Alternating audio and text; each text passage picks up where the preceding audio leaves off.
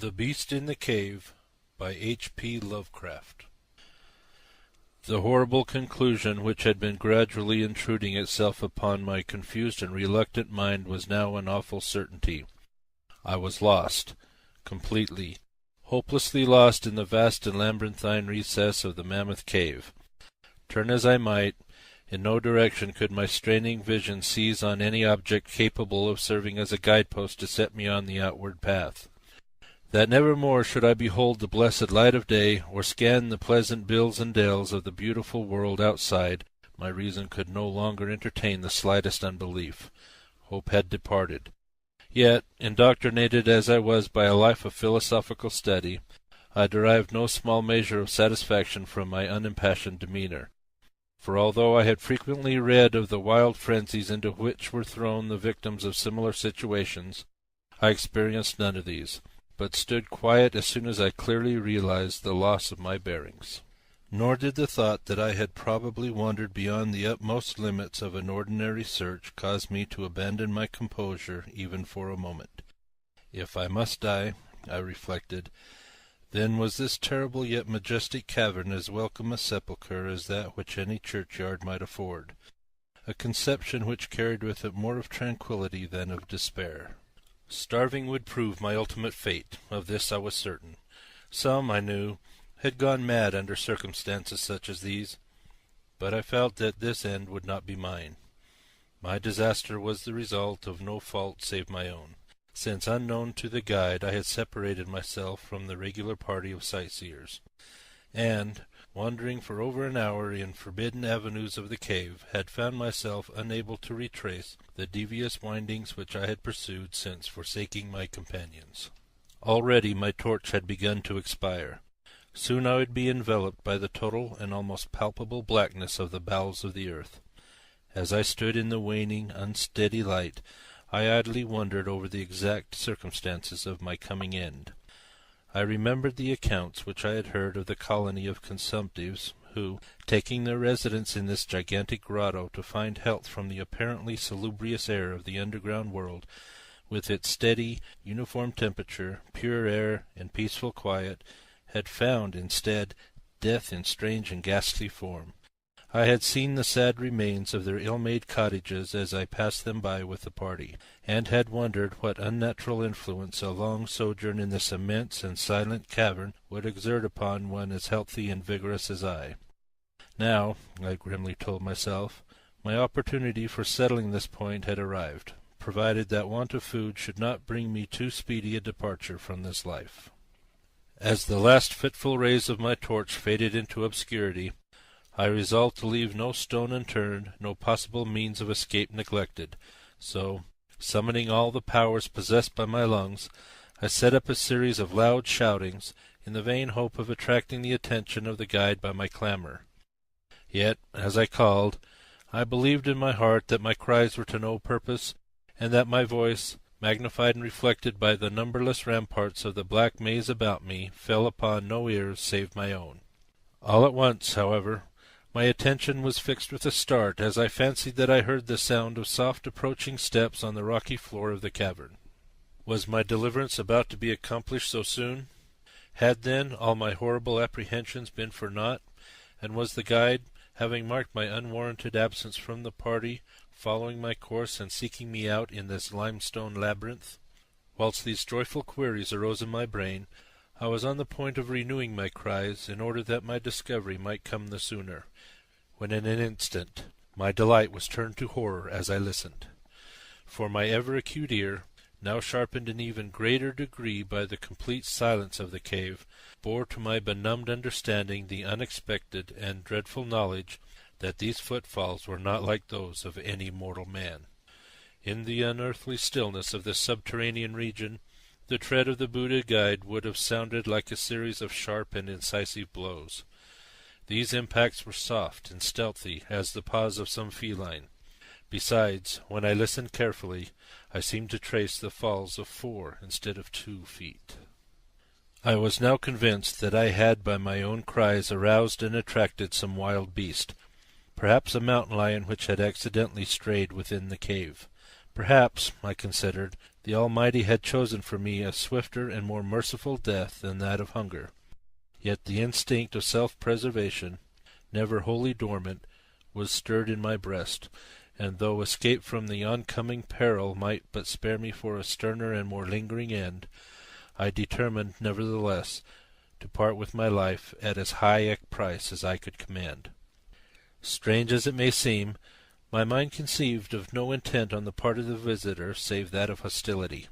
Accordingly, I became very quiet, in the hope that the unknown beast would, in the absence of a guiding sound, lose its direction as had I, and thus pass me by. But this hope was not destined for realization, for the strange footfalls steadily advanced, the animal evidently having obtained my scent, which, in an atmosphere so absolutely free from all distracting influences as is that of the cave, could doubtless be followed at great distance. Seeing, therefore, that I must be armed for defence against an uncanny and unseen attack in the dark, I groped about me the largest of the fragments of rock which were strewn upon all parts of the floor of the cavern in the vicinity, and grasping one in each hand for immediate use, awaited with resignation the inevitable result. Meanwhile the hideous pattering of the paws drew near. Certainly the conduct of the creature was exceedingly strange. Most of the time the tread seemed to be that of a quadruped, walking with a singular lack of unison betwixt hind and fore feet, yet at brief and infrequent intervals I fancied that but 2 feet were engaged in the process of locomotion. I wondered what species of animal was to confront me. It must, I thought, be some unfortunate beast who had paid for its curiosity to investigate one of the entrances of the fearful grotto with a lifelong confinement in its interminable recesses.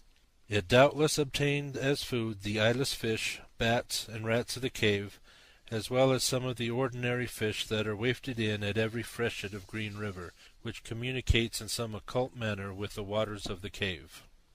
I occupied my terrible vigil with grotesque conjectures of what alteration cave life might have wrought in the physical structure of the beast, remembering the awful appearances ascribed by local tradition to the consumptives who had died after long residence in the cave.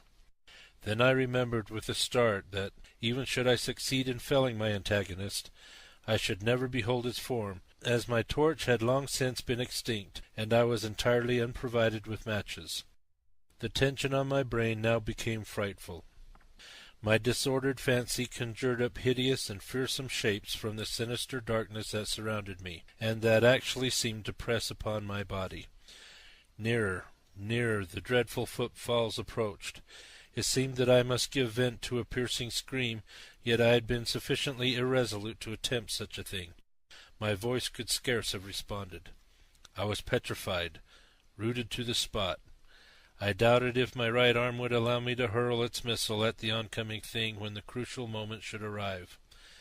Now the steady pat-pat of the steps was close at hand, now very close. I could hear the labored breathing of the animal, and terror-struck as I was, I realized that it must have come from a considerable distance, and was correspondingly fatigued. Suddenly the spell broke. My right hand, guided by my ever-trustworthy sense of hearing, threw with full force the sharp-angled bit of limestone which it contained, toward that point in the darkness from which emanated the breathing and pattering, and, wonderful to relate, it nearly reached its goal, for I heard the thing jump, landing at a distance away where it seemed to pause. Having readjusted my aim, I discharged my second missile, this time most effectively, for with a flood of joy I listened as the creature fell in what sounded like a complete collapse and evidently remained prone and unmoving.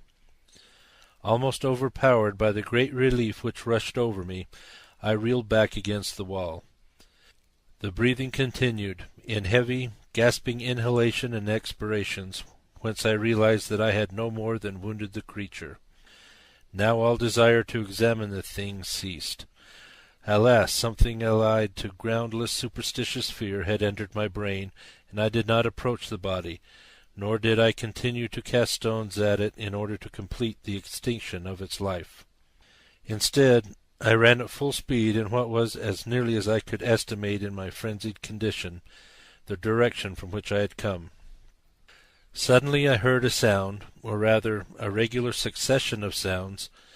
In another instant they had resolved themselves into a series of sharp metallic clicks. This time there was no doubt. It was the guide. And then I shouted, yelled, screamed, even shrieked with joy as I beheld, in the vaulted arches above, the faint and glimmering effulgence which I knew to be the reflected light of an approaching torch. I ran to meet the flare, and before I could completely understand what had occurred, I was lying on the ground at the feet of the guide, embracing his boots and gibbering, despite my boasted reserve, in a most meaningless and idiotic manner, pouring out my terrible story, and at the same time overwhelming my auditor with protestations of gratitude. At length I awoke to something like my normal consciousness. The guide had noted my absence upon the arrival of the party at the entrance of the cave, and had, from his own intuitive sense of direction, proceeded to make a thorough canvass of by-passages just ahead of where he had last spoken to me, locating my whereabouts after a quest of about 4 hours. By the time he had related this to me, I, emboldened by his torch and his company, began to reflect upon the strange beast which I had wounded but a short distance back in the darkness, and suggested that we ascertain, by the flashlight's aid, what manner of creature was my victim. Accordingly I retraced my steps, this time with the courage born of companionship, to the scene of my terrible experience. Soon we descried a white object upon the floor, an object whiter even than the gleaming limestone itself.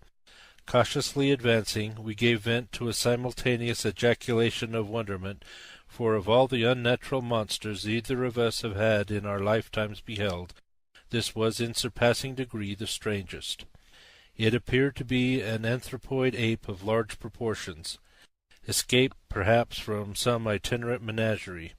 Its hair was snow white, a thing due, no doubt, to the bleaching action of a long existence within the inky confines of the cave, but it was also surprisingly thin, being indeed largely absent save on the head, where it was of such length and abundance that it fell over the shoulders in considerable profusion. The face was turned away from us, as the creature lay almost directly upon it. The inclination of the limbs was very singular, explaining, however, the alternation in their use which I had before noted, whereby the beast used sometimes all four, and on other occasions but two, for its progress. From the tips of the fingers or toes, long rat-like claws extended.